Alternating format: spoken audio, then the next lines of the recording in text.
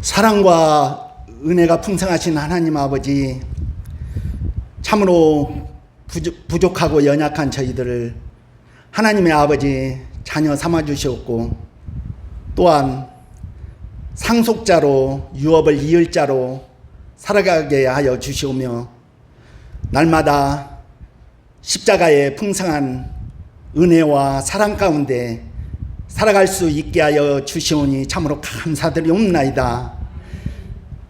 상한 자를 고치시며 상처를 싸매주시는 하나님 아버지, 이 시간에도 저희들에게 함께하여 주시사 우리의 마음의 심령의 여러 가지 상처들을 하나님 아버지 다 아물어지게 하여 주시옵고, 깊이 패인 골들이 다 메워지고 또 굽어진 우리의 심령들이 다 곱게 하나님 펴질 수 있도록 주님 이끌어 주시옵고 함께하여 주시옵소서. 사랑의 하나님 아버지, 이 시간에도 성령의 아버지 충만함을 더하여 주시사 우리의 믿음의 아버지 뿌리를 더욱더 견고케 하여 주시사 하나님 세상의 어떠한 풍파 가운데도 하나님 저희들이 넘어지지 않게 하여 주시옵고, 이 시간 저희의 영안을 열어주시사 세상의 어떠한 아버지 올무와 덫에도 하나님 치이지 않도록 주여 저희들을 이끌어 주시옵고 붙들어 주시옵소서. 하나님 아버지, 세상 살아가면서 지은 우리의 모든 죄와 허물들 하나님 이 시간 십자가의 보혈로 정결케 하여 주시사 온전히 하나님과 화목을 이룰 수 있게 하여 주시옵고, 우리가 하나님 가운데 하나님이 우리 안에 거하여서 날마다 주님이 주시는 신령한 복을 누리며 살아갈 수 있게 하여 주시옵소서. 사랑의 하나님 아버지, 이렇게 마른 대지 위에 아버지 단비를 허락하신 것처럼 하나님 이 시간 성령의 단비를 저희들에게 허락하여 주시사 우리의 아버지 영적인 아버지 모든 갈증들이 다 해갈될 수 있게 주님 이끌어 주셨고 함께하여 주시옵소서. 하나님 아버지, 마귀는 날마다 우리를 아버지 넘어뜨리게 하려고 호시탐탐 누리고 있습니다. 하나님, 날마다 우리가 깨어서 근신하여 기도하고 찬양할 수 있게 하여 주시옵고, 어떠한 틈도 저희들이 허락지 않게 하여 주시옵소서. 하나님 아버지, 우리를 온전히 전신 갑주를 입혀 주시옵고 날마다 성령의 검으로 세상에 나아가 하나님 아버지 굳굳한 믿음으로 살아갈 수 있게 하여 주시옵소서. 이 시간 말씀을 전하시는 목사님 하나님 붙들어 주시옵소서. 성령 충만케 하여 주시옵소서. 하나님, 날마다 피곤치 않고 곤비치 않고 저 독수리 날개치며 올라간 같이 날마다 새 힘을 공급하여 주시옵소서. 사랑의 하나님 아버지, 우리 청소년들과 우리 청년들을 하나님 품어 주시옵소서.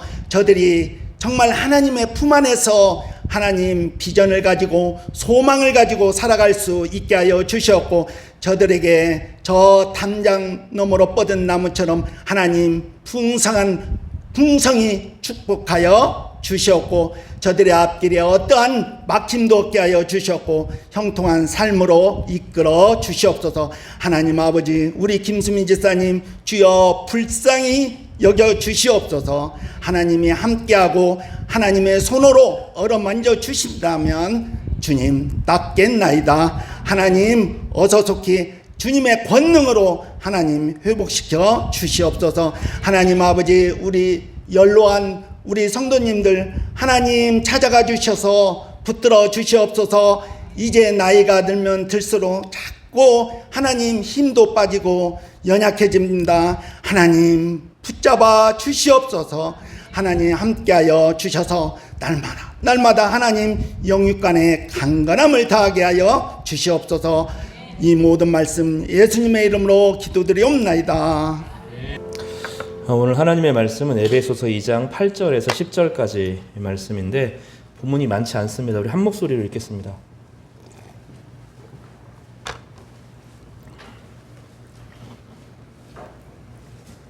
에베소서 2장 8절에서 10절까지 말씀입니다. 시작. 너희는 그 은혜에 의하여 믿음으로 말미암아 구원을 받았으니 이것은 너희에게서 난 것이 아니요 하나님의 선물이라. 행위에서 난 것이 아니니 이는 누구든지 자랑하지 못하게 함이라.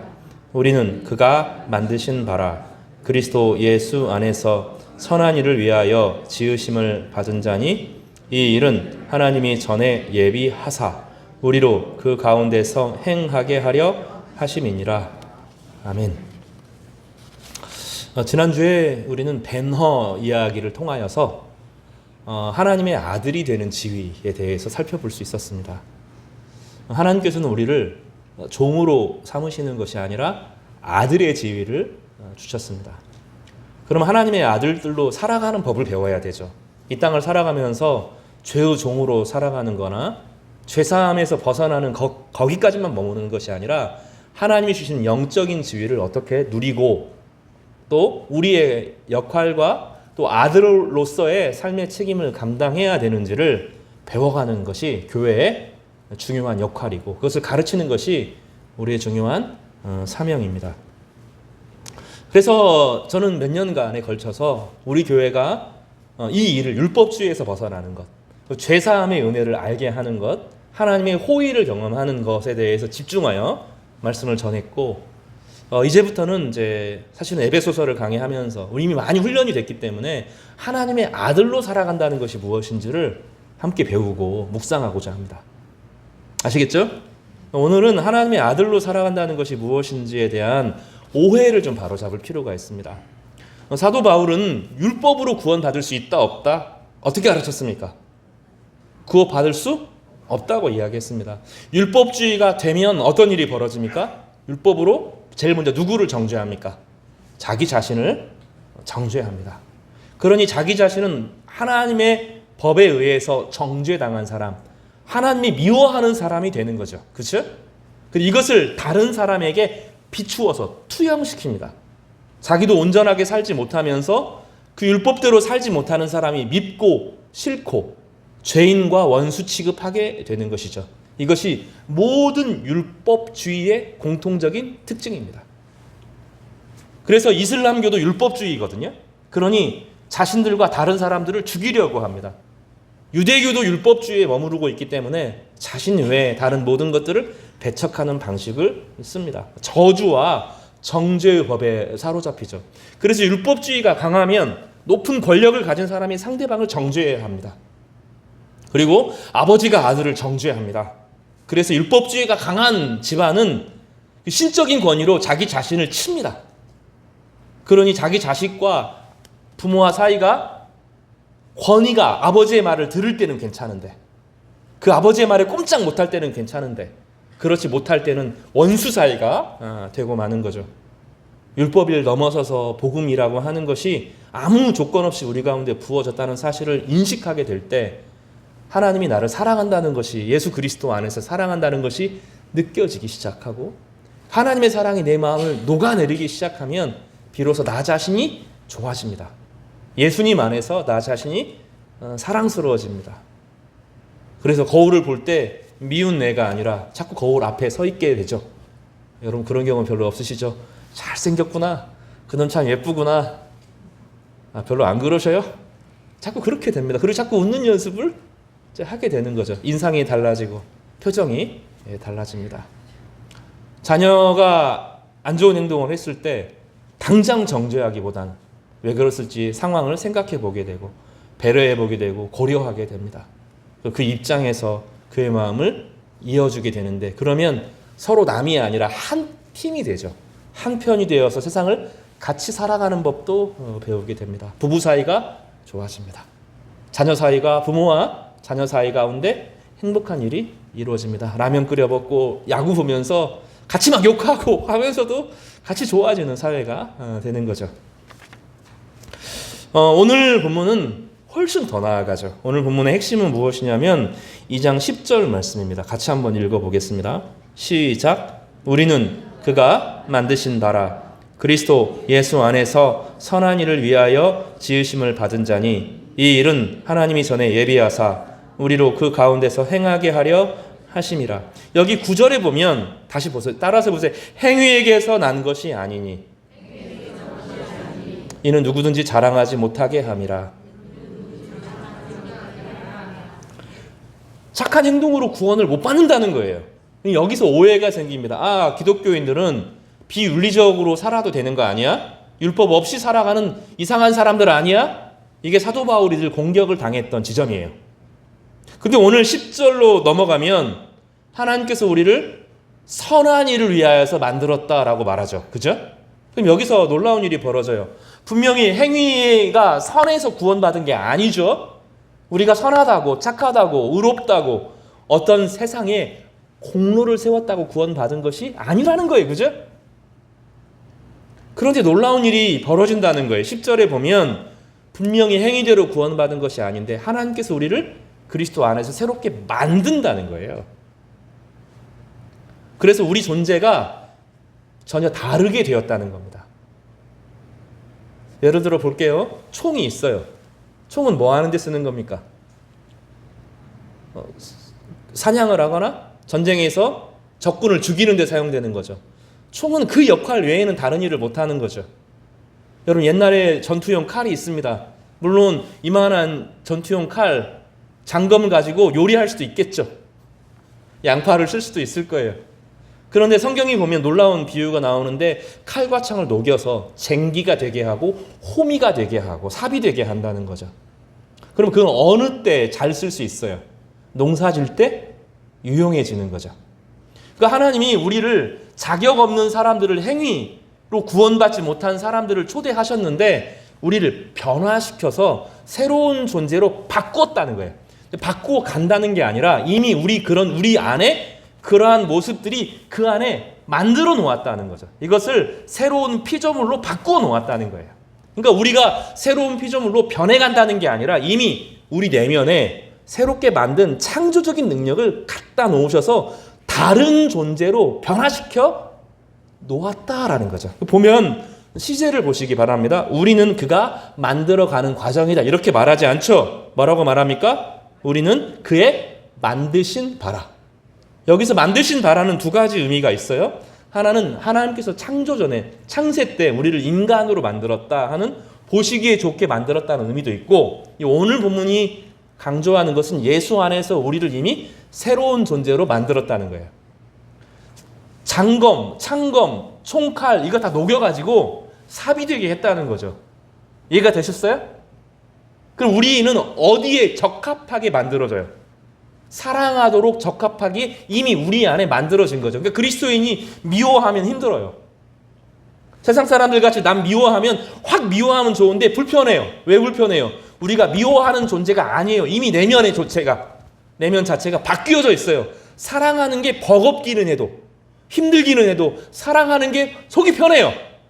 용서하는 게 속이 편해요. 왜 그렇죠? 우리 안에 그렇게 변화가 이미 일어나 있기 때문입니다. 오늘 그 얘기를 하는 거죠.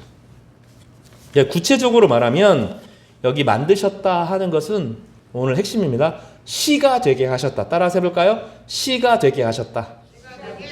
시는 뭡니까? 윤동주가 시를 쓰잖아요. 그 얘기입니다. 그 얘기. 윤동주가 서시를 씁니다. 죽는 날까지 하늘을 우러러 한 점 부끄럼 없기를 잎새에 있는 바람에도 나는 괴로워했다. 별을 노래하는 마음으로 모든 죽어가는 것을 사랑해야지. 그리고 나한테 주어진 길을 걸어가야겠다. 오늘 밤에도 별이 바람에 스치운다. 자 보세요. 윤동주를 설명할 수 있는 수많은 것들이 있습니다. 언제 태어났는지, 어떤 고생을 했는지, 어떤 학교를 다녔는지, 또 어떻게 죽었는지 설명할 수 있는 것이 많죠. 그죠? 그렇지만 윤동주를 가장 잘 표현하는 것은 윤동주의 시겠죠. 그 시를 읽으면서 이 사람이 어떤 생각을 했는지, 어떤 마음을 가졌는지, 어떤 것을 꿈꾸었는지 이걸 우리가 그 시를 통해서 알지 않아요? 여기서 이 만드셨다라는 헬라어가 포에지라는 단어입니다. 포에지. 그리고 이 포에지라는 단어가 나중에 유럽 역사에서 시라는 말로 번역되어져요. 무슨 얘기냐면 이게 시의 원형이 되는 말입니다. 유럽에도 시라는 말이 없었어요. 서사, 서술 이런 말이 있었지만 시라는 개념이 없었어요. 근데 시가 되죠. 시는 뭐죠? 작가의 마음을 가장 잘 드러내는 거죠. 작가의 마음과 생각이 시를 통해서 가장 잘 드러납니다. 다시 말하면 하나님의 의도와 마음과 생각이 누구를 통해서 드러나요? 우리를 통해서 드러나죠. 여러분은 누구예요? 따라서 나는 하나님의 시다. 멋지지 않아요? 여러분의 우리가 인생을 살아가는데 사람들이 보고 뭘 느껴요? 저 사람은 좀 다르다. 저 사람은 뭔가 좀 남다르다. 저 사람은 왜가 다르지? 저 사람은 저 불평과 화냄과 절망과 좌절을 해야 되는데 분명히 절망도 하고 좌절도 하는데 어떻게 하죠? 다시 일어나요. 미워하기도 하고 싫어하기도 하고 이런 과정들이 분명히 있죠. 우리를 막 미워하고 싫어하고 학대하는데 하하하 이런 사람이 어디 있어요? 그럼 바보죠, 바보. 그런 일들을 경험하는데 우리 안에 어떤 일이 일어나요? 미움과 시기와 질투와 이것들을 받아내는데 마음속에서 소화하죠. 소화해서 극복해내죠. 무조건 당하는 거 아니라 그랬어요? 그 안을 좋게 만드는 일을 하죠. 그래서 누가 잘못했는지 누가 나쁜지 잘 고려내고 공평과 정의를 이루려고 애쓰게 되는 힘이 우리 안에 일어나죠. 그냥 즉각적으로 반응하는 건 아닐 거예요. 그러나 우리 가운데 그런 여러 역경과 어려움들이 우리 안에 잘 소화가 되어져서 우리가 살아가는 삶이 남들이 볼 때 쟤 좀 다른데? 뭐가 다르지?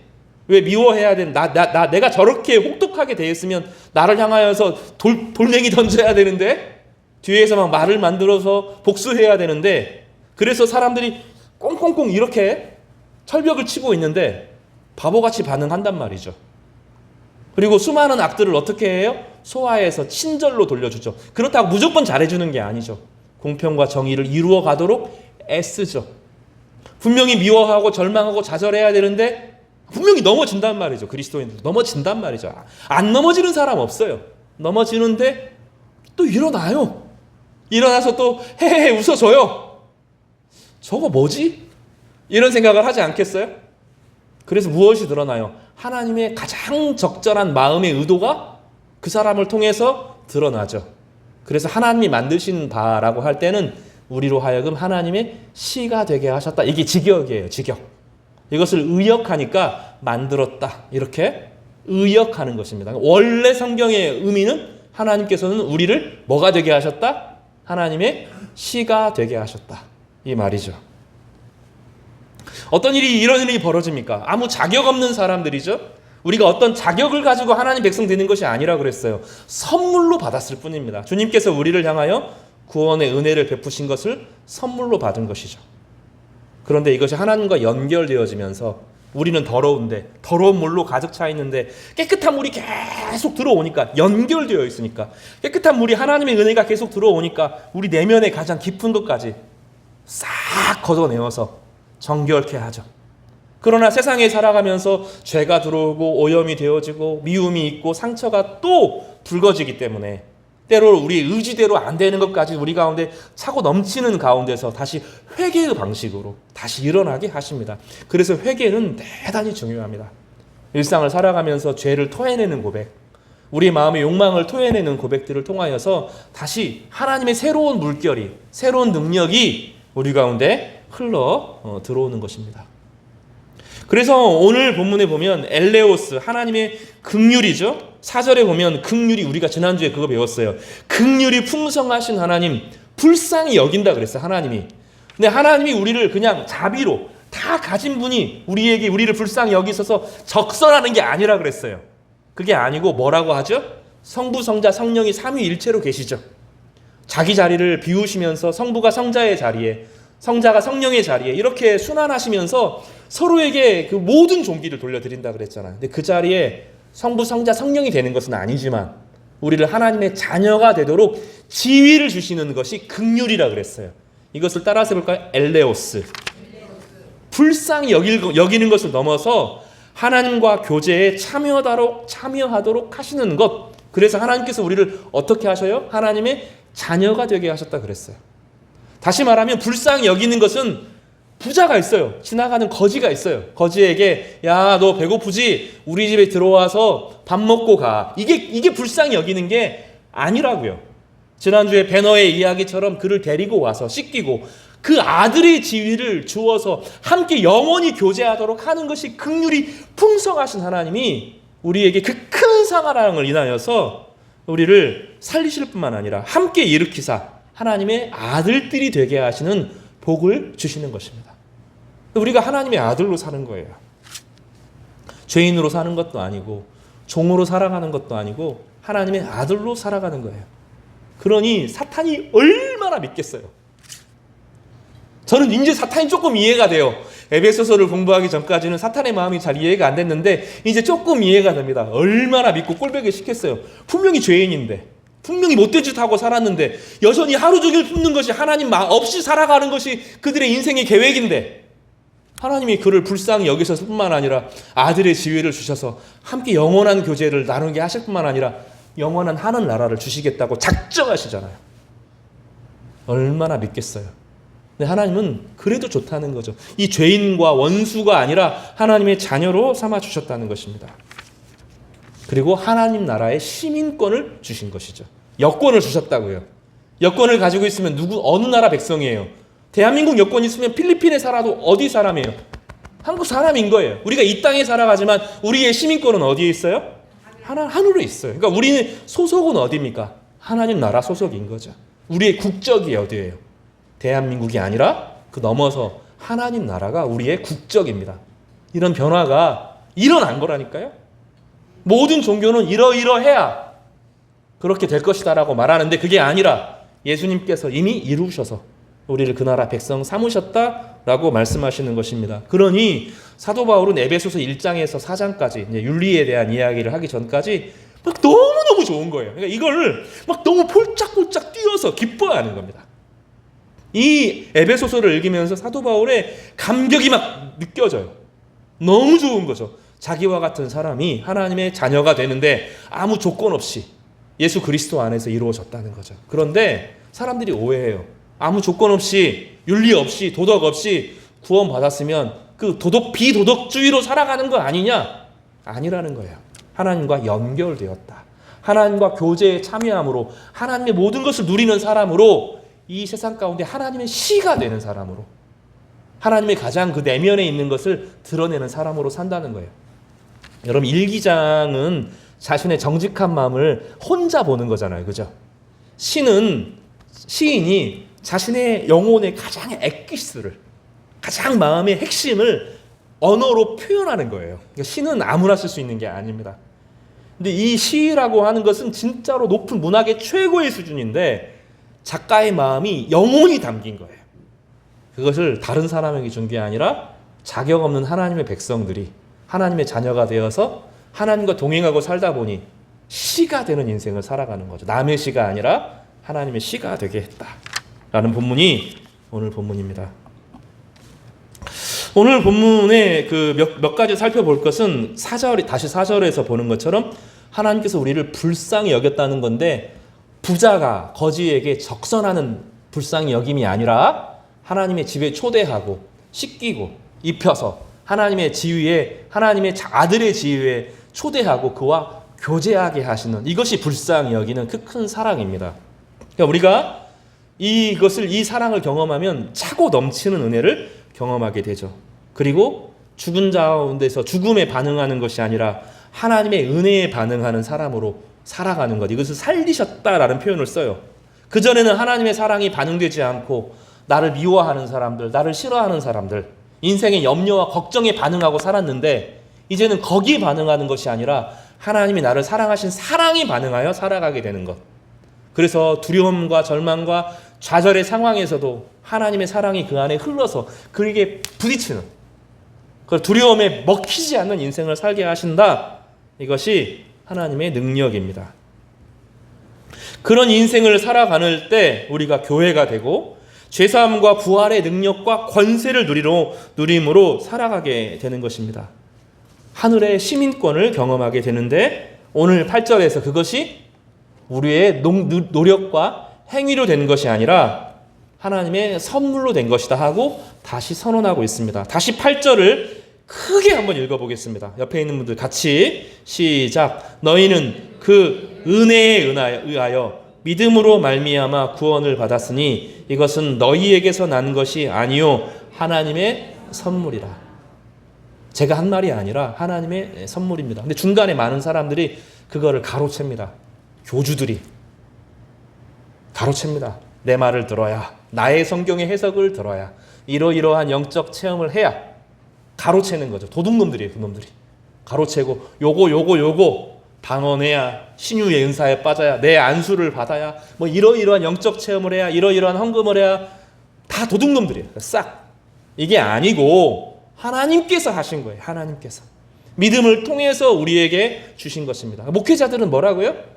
여러분들을 돕는, 섬기는 종으로 하나님께서 사용하시는 것입니다. 교회 여러분 헌금하면서 많은 사람들이 착각해요. 목사가 헌금 가져간다. 아니고 여러분 거예요. 여러분 거. 교회를 물려주는 거예요. 교회를 누구에게 물려주는 거예요? 여러분의 자녀들에게 물려주는 거예요. 믿음의 신앙의 이 재산만 물려주는 것이 아니라 신앙의 공동체의 영적인 분위기를 물려주는 거예요. 기도를 물려주는 거예요. 찬양을 물려주는 거예요. 공동체를 물려주는 거예요. 여러분이 투자하는 거예요. 함께 세워져 가는, 함께 교회를 세워져 가는 거예요. 그러니까 여러분 이 다 누구 거예요? 여러분 거라고요. 이 공동체도, 이 건물도, 이 1층에 식사하는 것도 다 여러분의 것을 관리하는 거죠. 우리 거예요. 우리 거. 믿음의 유산과 신앙의 유산을 넘겨주는 거죠. 누구도 빼앗을 수가 없습니다. 그래서 도둑 맞으면 안 돼요. 어떤 영적인 교주나 막 이런 사람들 요즘에 너무 많아서 수를 셀 수가 없는데 도둑 맞지 않기를 바랍니다. 하나님이 우리에게 어떻게 하셨어요? 선물로 주신 것입니다. 이 얘기를 오늘은 에베소서 이야기를 마태복음 24장을 이야기를 통해 22장을 통해서 조금 더 구체적으로 살펴보도록 하겠습니다. 여러분 한번 지금 마태복음 22장을 펴보시기를 바랍니다. 한 비유가 나와요. 1절에서 14절까지 하는 비유가 나옵니다. 어떤 왕이 있었어요. 임금이 있었습니다. 자기 나라의 백성들에게 좋은 임금이었어요. 그래서 너무너무 기쁜 소식이 들린 거죠. 자기 아들이 사랑에 빠졌고 이제 결혼을 하게 되었습니다. 그래서 그동안 자기가 잘해준 사람, 여기 본문에 보면 청한 사람들이라고 되어 있어요. 3절에 볼까요? 그 종들을 보내어 그 청한 사람들을 혼인잔치에 오라 하였더니, 이건 뭐냐면 왕이 호의를 베풀어서 좋은 관계를 맺었던, 왕이 친구처럼 여겼던 사람들이 있어요. 그 사람들에게 자기 잔치에 와서 자기 아들의 결혼 잔치를 축하해 주십시오 하고 초청장을 보냈어요. 그러니까 특별히 선정된 사람들이죠. 4절에 이 사람들이 3절에 보면 거절합니다. 왕을 무시하는 거죠. 한 나라의 왕의 혜택을 받고 살아가는 때도 왕을 무시합니다. 그러니 4절에서 다시 다른 종들을 보내며 이르되 청한 사람들, 아주 골라진 사람들, 왕이 특별하게 생각하는 사람들에게 구체적으로 이야기해요. 내가 아침 식사를 너희들을 위해서 준비를 했어. 나의 소와 살찐 짐승을 잡고 모든 것을 갖추었으니 혼인잔치에 와서 축하해줘, 이렇게 이야기를 합니다. 근데 그들이 돌아보지도 않고 한 사람은 자기 밭으로, 한 사람은 자기 사업하러, 그 남은 자들은 종을 잡아 모욕하고 죽였다라고 말하죠. 그러니까 왕의 호의를 사람들이 당연한 것으로 여기고 거절했다. 말이 안 되는 일들이 벌어졌다라고 이야기를 합니다. 임금이 노하여 군대를 보내어 그 살인한 자들을 진멸하고 그 동네를 불사릅니다. 그러나 8절이 이제 우리에게 해당되는 말인데, 이에 종들에게 이르되 혼인 잔치는 준비되었으나 청한 사람들은 합당하지 아니하니, 8절 9절을 같이 읽어보겠습니다. 9절 10절입니다. 시작. 내 거리 길에 가서 사람을 만나는 대로 혼인 잔치에 청하여 오라 한데, 종들이 길에 나가 악한 자나 선한 자나 만나는 대로 모두 데려오니 혼인 잔치에 손님들이 가득한지라. 여기 보면 악한 자나 선한 자나 다 오라고 초대를 다시 하는 거죠.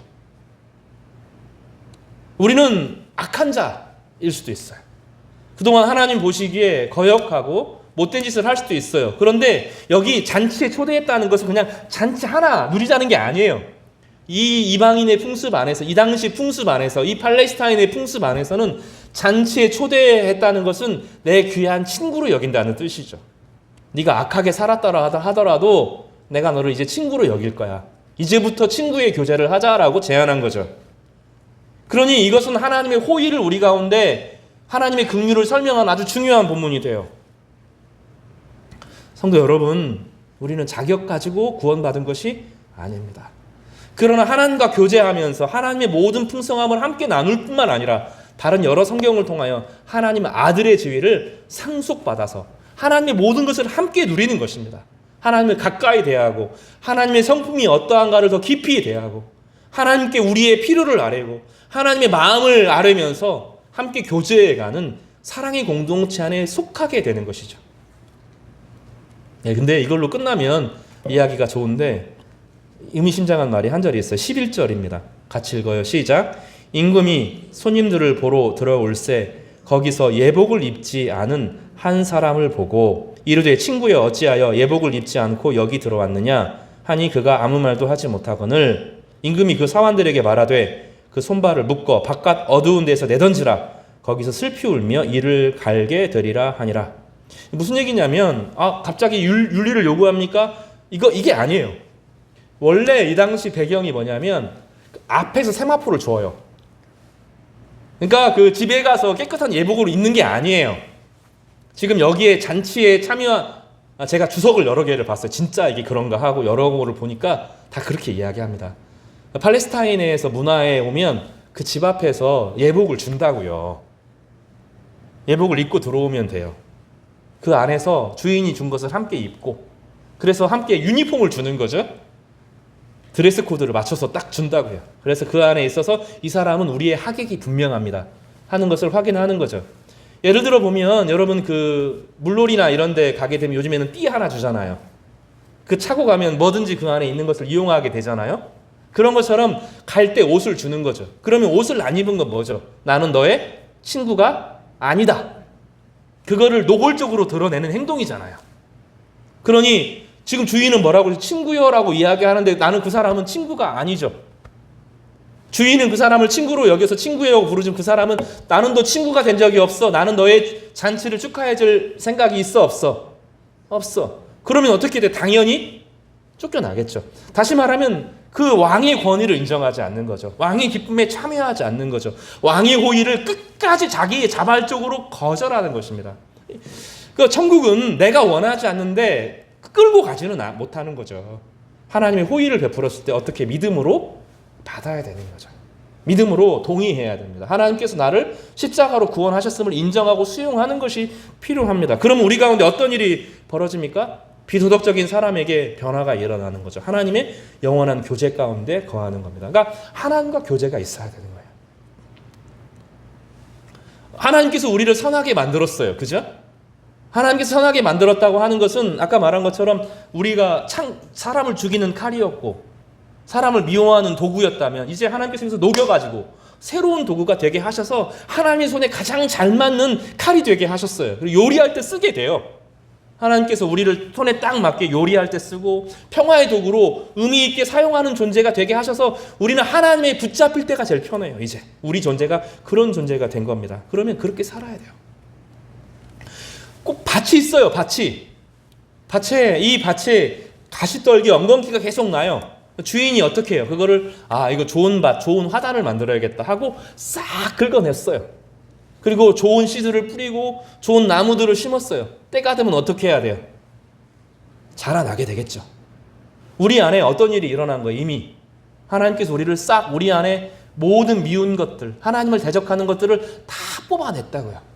그러더라도 어떤 일이 벌어져요? 제가 영국에 잠깐 살았잖아요. 거기에 아무리 노력해도 어느 순간 보면 질경이가 내가 원하지 않는 것이 자라나요. 어떻게 하면 됩니까? 그거 뽑아내면 돼요. 그리고 우리 밭을 어떻게 주님과 함께 아름다운 정원으로 가꾸어 나가고 우리 인생이 아름다운 시가 되도록 우리 마음을 하나님께 자꾸 맡겨드려야 되는 거죠. 이것을 교리적으로는 성화라는 단어를 썼어요. 성화는 내가 노력하는 게 아니에요. 주님이 나에게 이야기하실 때, 주님이 나를 통하여 가꾸실 때 거기에 나의 영혼을 드리는 행동을 말하는 거죠. 그러면 주님께서 우리를 아름답게 고쳐 나가셔요. 고쳐 나가시고 가장 아름답게 가꾸어서 우리를 빛나게 하여 주시는 것입니다. 사랑하는 성도 여러분, 이런 은혜가 있기를 바랍니다. 이미 우리 마음을 하나님께서 어떻게 만들어 놓으셨어요? 하나님의 정원으로 만들어 놓으셨다고요. 중간중간에 질경이가 나요. 잡초가 나요. 그거는 세상이 우리가 천국에 지금 가 있는 상태는 아니잖아요. 아직 여행 중이거든요. 그러니 이 땅에 살아가면서 어려움도 경험하고 못된 짓도 경험하지만 뽑아내면 돼요. 그런데 그것이 계속 자라도록 하면 안 돼요. 우리 안에 음란과 도덕적인 타락과 이런 것들이 주님이 가꾸어지도록 주님 앞에 내어놓고 회개하고 하는 제 안에 또 이 더러운 마음이 생겼어요. 또 음란한 마음이 생겼어요. 또 탐욕이 생겼어요. 또 미움이 생겼어요. 하고 주님께서 이미 아름답게 만들어준 꽃밭을 주님 앞에 드려서 우리의 문제가 있음을 말하여 드리는 것을 뭐라고 불러요? 회개라고 부르는 거죠. 그래서 이걸 계속하는 거죠. 내가 새롭게 만드는 것이 아니라 주님께서 이미 예수 안에서 나를 새롭게 고쳐 놓으셨는데 더 이상 자라난다고요. 이게 미움이 자라나고 불안이 자라나고 염려가 자라나고 근심이 자라나요. 그러면 자꾸 고백하는 거예요. 주님 또 이래요. 또 주님이 그러면 어떻게 하셔요? 다시 뽑아내셔요. 주님이 뽑아내셔요. 내가 뽑아내는 게 아니라 주님이 내 안에 오셔서 뽑아내고 정결케 하시고 바로 잡아주시는 것을 하는 거죠. 그래서 정결하게 유지하는 상태를 마태복음에서는 뭐라고 말합니까? 새 의복을 입는 상태라고 말하는 거죠. 이것을 성경에서는 성화라는 교리로 사용한다고 말씀드렸습니다. 그래서 우리는 조금 기도의 자리로 모아야 됩니다. 다시 이 얘기하면 그렇지만 청년들도 수요 예배 나와야 돼요. 가끔씩은. 매주 나오라는 건 아니지만 오셔서 기도해야 됩니다. 설교를 일주일에 한 번 듣는 것으로 여러분 안 돼요. 기도의 자리로 나와야 돼요. 하나님의 자녀니까 하하하 호호 하지만 어느 순간 내 안에 뭐가 들어와 있어요? 사탄이 뿌린 시기한다고 그랬잖아요. 우리 마음 가운데 시기와 질투로 악한 씨를 뿌려놓는다고요. 오염이 일어난다고요. 누군가가 거기 쓰레기 길가 가다가 캔 하나 버리고 간다고요. 담배꽁초 버리고 간다고요. 그러면 주님 앞에 이야기해야 되죠. 기도해야 돼요. 그래서 하나님과 그래서 기도하는 공동체 기도의 시간에 모여야 됩니다. 그러면 기도 하나면 어떤 일이 벌어지죠? 폐가 쪼그라드는 것처럼 어느 순간 걷는 것도 귀찮아져요. 예를 하나 들어볼게요. 예전에 제가 차를 사기 전에 그랬어요. 이제 신대원에 있을 때 대부분 다 차가 없었죠. 근데 이제 제 동료 중에 한 명이 그 금색 마티즈를 타고 있었어요. 살이 막 이만하거든요. 근데 마티즈를 왜 사냐 그러니까 마티즈가 속은 작은데 운전석이 넓어. 그래가지고 그렇게 편안하다는 거예요.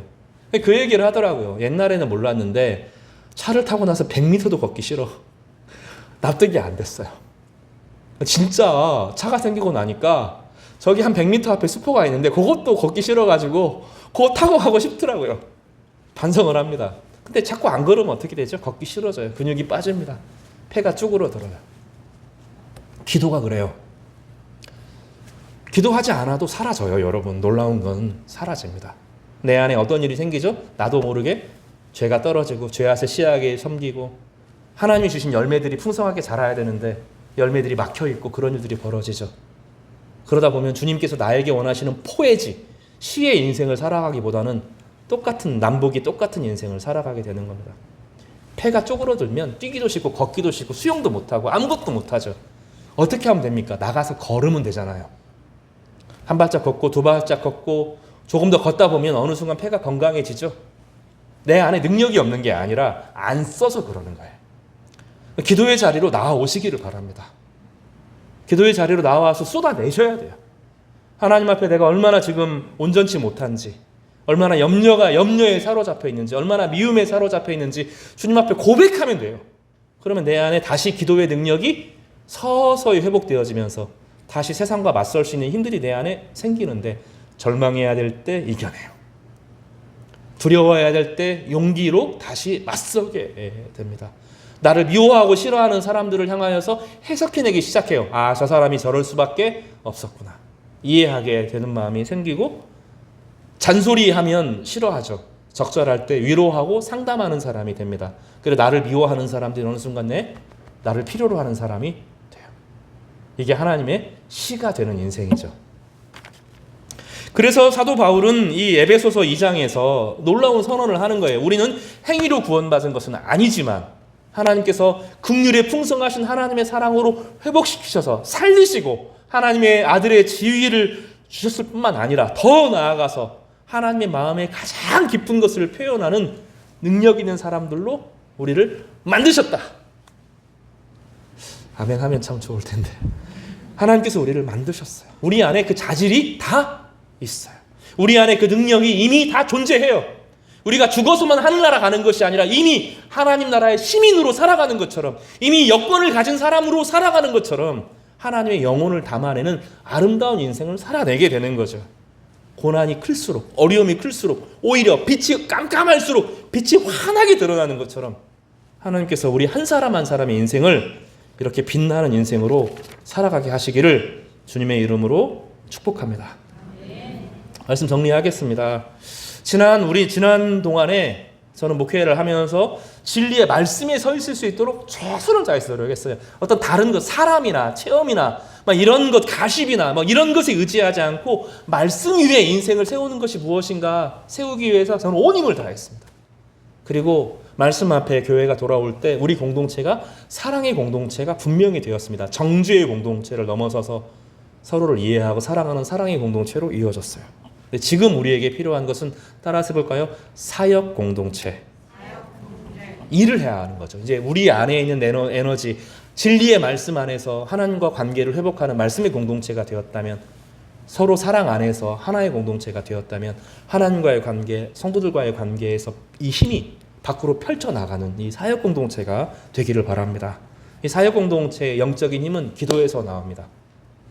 그리고 사역을 통해서 제가 사역을 하는 것이 아니라 내가 살고 있는 모든 현장 가운데 하나님의 영광과 아름다움이 드러내기를 바랍니다.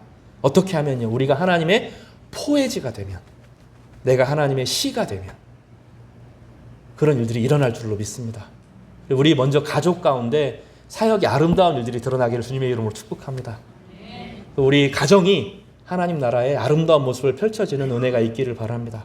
그리고 우리 안에 무엇보다도 회개의 능력이 계속되기를 바랍니다. 늘 죄가 쌓입니다. 죄의 영향력이 게을러지고 피곤해지고 지치게 되고, 또 세상과 똑같이 되고자 하는 마음들이 내 안에 생기는 것이 아니라 사탄이, 세상이 우리 가운데 주는 각 악한 씨들이 늘 들어오기 마련이죠. 이것을 다 뽑아내고 하나님의 능력 있는 공동체가 되기를 주님의 이름으로 축복합니다. 우리 교회를 통해서 하나님의 선한 역사가 일어나기를 주님의 이름으로 축복합니다. 여러분의 가정을 통해서 그런 일이 일어나기를 바랍니다. 여러분 한 사람 한 사람의 삶 가운데 하나님의 능력이 충만해지기를 주님의 이름으로 축복합니다. 기도하겠습니다.